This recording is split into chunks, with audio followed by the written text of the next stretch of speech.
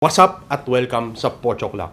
Ito po ang National Heroes Day 2025 Special kung saan susuri po ako ng sample ng mga relo ng mga bayani natin sa public works at flood control. Yan po sina Corina Sanchez, Julius Babaw, Governor Daniel Fernando, Congressman Edwin Guardiola at Senator Mark Villar. Magbibigay din po ako ng mas abot kaya na alternatibo para kung sakaling gusto niyo pong gayahin ang kanilang forma, maaari niyo pong gawin yan. Bago po ako magsimula, shoutout lamang po kay Madam Joy Modesto at Madam Jem Ignacio. Maraming salamat po sa suporta at sa oras na inyong ibinibigay sa channel na ito sa pamamagitan ng panonood. Hindi na po ako magpapaligoy-ligoy pa. Tara na! Dito po sa relo ni Madam Corina Sanchez, ang kailangan po nating tingnan, yung kulay ng case at ng bracelet na gold tone po yan. And then, the style of the bracelet na parang dito po is president style. And then, the gems on the bezel, pati sa dial po mapapansin nyo, in place of the typical indices, parang gems po ang ginamit. At dahil sa mga katangian na yan, tingin ko this is a Rolex Datejust. Ang sukat 26mm, the reference number 69138. So, typically po, ang Rolex Datejust is used for formal occasions, and in this specific image ginamit po ni Corina Sanchez yan sa isang formal occasion, and she wears this quite a lot.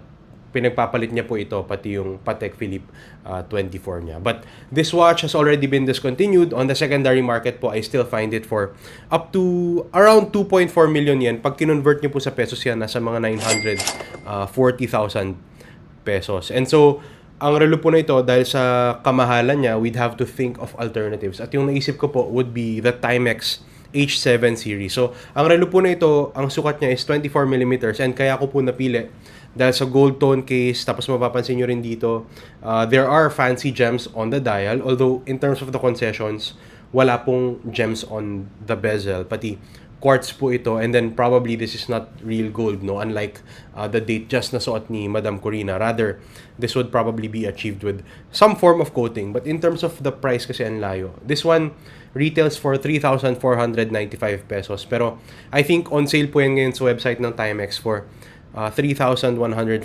pesos and 50 centavos. And so I think when you look for alternatives to the Datejust, you cannot really go wrong with this Timex. And knowing Timex as a brand, they make really good watches. Sa relo po ni Sir Julius Babaw, ang kailangan po nating tingnan dito, yung bracelet niya, which is two-tone at Jubilee style. Yung isa niyang tone would be silver, and then the other one would be rose gold. Tapos tingnan din po natin yung style ng bezel niya, which is fluted and colored rose gold as well. Pati yung dial niya, tingnan natin na parang Roman numerals, but on the 9 o'clock position, parang blank siya, no? At dahil sa mga katangian niya, tingin ko this is a Rolex Datejust. Reference 126331, and this color scheme is nicknamed the Wimbledon, no? So, ako personally, pagdating sa mga Datejust, ito siguro yung favorite kong configuration, except the size, I would prefer it to be 36mm, which I think yan ang original intent na size ng Datejust, no, for men when it was first released back in the day. All the same, ang relo po na ito has an SRP of 948,000 pesos. But I see it on the secondary market selling for up to 1.3 million pesos. And so in terms of the alternative, I thought of the Tissot Balade, the one at 40mm. Tapos ito kaya ako to napili dahil sa two-tone na bracelet and case niya. So mapapansin nyo yung bracelet, two-tone na rose gold Jubilee style, and then the bezel as well has the rose gold tone and the fluted format. Although ito mas makapal yung bezel ng Wimbledon, no? So thinking about that in terms of the concession, quartz ang ginagamit dito, and definitely the dial and the dial format are not the same. Ito ang dial format nito is very simple lang without the Roman numerals. It uses stick markers, and then there's a sort of a pattern on the dial. But Tissot is a reputable watchmaker, and this one sells at retail for 26,700 pesos. But as is typical with watches, if you walk in the store, makakakuha pa kayo ng discount. And so, when you go for the look, specifically on the bracelet, the bezel, I think the Tissot Balade is a good alternative to the Rolex Datejust.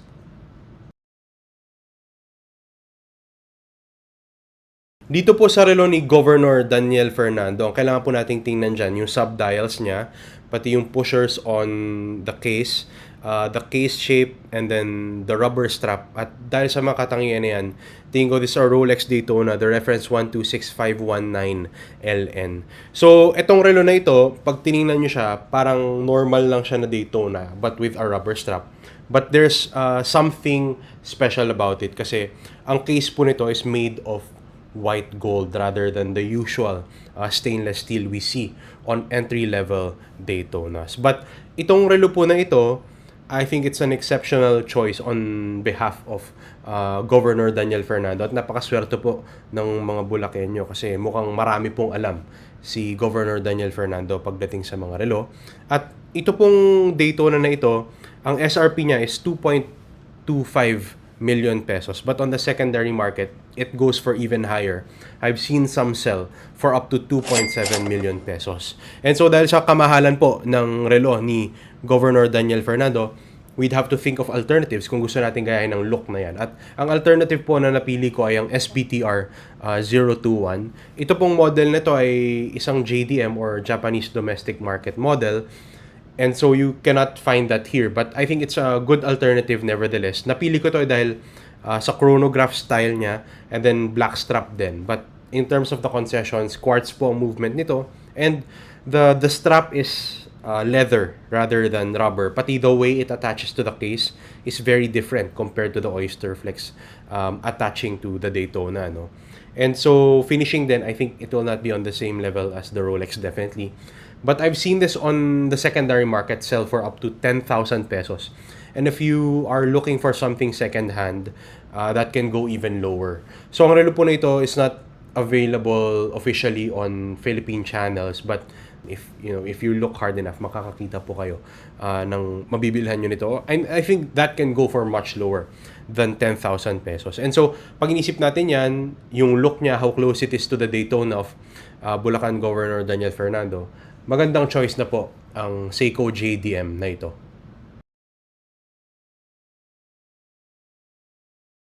Dito sa relo ni Congressman Edwin Guardiola, ang kailangan po nating tingnan dito yung case shape na mukhang tonneau shape po, no? And then medyo makapal yung case ng relo. Tapos yung strap niya, which is likely a rubber strap, there are pushers on the side of the case as well, alongside the crown. And then yung bezel style niya na parang may screws. Dahil sa mga katangian po na yan, tingin ko this is a Richard Mille, probably the RM11 or one of its variants. No? Ang Richard Mille po, I've talked about this brand in the past. They're really known for using unique materials on their watches. But, some think that these watches are overpriced. But for a lot of celebrities, ito po ay naging talagang simbolo ng luxury. No? And I've seen this sell on the secondary market for up to 164,900 pesos. Yan po ay nasa mga 9.6, 9.7 million pesos plus shipping, taxes, and duties pa. May kamahalan for sure. And yung kamahalan po na yan, para masolusyonan natin, bibigyan ko po kayo ng alternative. At ang alternative po na napili ko ay ang Tsar Bomba, the Elemental Series watch specifically. No? So kuhang-kuha po ng relo na ito ang itsura ng RM11. Tingnan nyo pa lang po yung images side by side. Parang mapagkakamalan nyo pong Richard Mille ang relo na ito. Even the chronograph functionality. But in terms of the concession, quartz po ang relo na ito rather than mechanical like the RM11. And this one sells on the Tsar Bomba website for 14,400 pesos. Link in the description. So ang Tsar Bomba po, I have mentioned before, really makes homages, but they do have their own original designs na parang, for me, they're unique enough for your consideration. And even this watch po, no, lalo na out of reach ang RM for most of us, hindi po kayo magkakamali sa Tsar Bomba.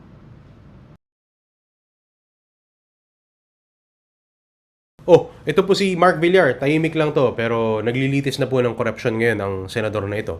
So sa relo niya, tingnan natin yung all-black case, the case shape, and the dial. Doon po sa case, napaka-octagonal po ng hugis nito. At dahil sa mga katangian na yan, tingin ko this is a Zenith Defy Skyline with the black ceramic case. So ang Zenith po, na-discuss ko na yan before, and this is a good brand in its own right, but it's sort of flown under the radar. At ang mga Zenith pieces po, normally on the secondary market, they go for much less than their retail price. So, pag bibili po kayo ng Zenith, ang recommendation ko would be to go for the secondary market na good condition watches. And syempre, from reputable sellers. So, ang relo po na ito, what's interesting about it is yung case niya and the bracelet are made of ceramic. Ibig sabihin, highly scratch resistant. Pero, word of caution na po, hindi po ibig sabihin niya na hindi yan mas-scratch at all. Kasi may, kunwari, ang diamond, kaya niyang mas-scratch ang ceramic na material, no? So, on the secondary market, ang watch po na ito, nabebenta po yan ng mga 13,500 euros at sa pesos po yan ay halos 920,000 pesos. Habot na rin po halos ng 1 milyon, no? And so, we'd have to think of alternatives. At ang alternative po na napili ko is again from Tissot in the PRX, the forged carbon version. So, ang PRX na forged carbon version po, mapapansin nyo, very unique because of the all-black look. At yan po ang dahilan kaya ako napili yan. At ang movement po nito, I think, is an upgrade over the regular PRX watches that we see. So, ang relo po na ito, in terms of the concession, the most notable one would be the strap. So, rubber strap po ito instead of a bracelet. But this one goes for much cheaper even at retail at 70,200 pesos. And again, makukuha nyo po yan at a discount pag binili nyo po ang relo in person. Lalong-lalo na po pag cash nyo po binayaran. I think may mga retailers na malaki ang discount kapag nagbayad po kayo ng cash. So, alternative-wise, ang Tissot po, napakaganda po ng heritage. And this is a watch na nabanggit ko na rin before, well-loved by the watch enthusiast community. So, hindi po kayo magkakamali sa Tissot PRX Forged Carbon. Ano yung naging parang gateway para gumanda ang buhay ninyo? Nung nag-DPWH kami. Ayan, okay. Paano yan? Yes. Paano kayo nakapasok doon? Ayun! Nakita na tayo ng mga sample ng mga relo ng mga bayani ng flood control at public works. At sa mga relo po na tiningnan natin sa video na ito, pinaka-paborito ko po dyan, yung Rolex Wimbledon two-tone ni Julius Babaw. Gustong-gusto ko po ang estilo ng relo na ito. And if I had to choose a Datejust, ito po ang configuration na pipiliin ko. Doon naman po tayo sa mga alternatibo. Pinaka-gusto ko po dyan yung PRX, the forged carbon version. Yan po ay dahil sa napaka-astig na dating ng relo na ito. Pero opinion ko lang po yan. Kung iba pong inyong opinion, kung tingin nyo merong ibang relo na mas angkop bilang alternatibo, let me know in the comment section down below. Kung nagustuhan nyo po ang National Heroes Day 2025 special ng Pochok Lock, please hit the like button. At kung trip nyo po ang ganitong klaseng content, watch reviews, pagsuri sa mga relo ng mga kilalang personalidad, please subscribe to the channel and hit the bell icon. Yun lang po. Maraming salamat po sa oras ng panonood. Laters, yo!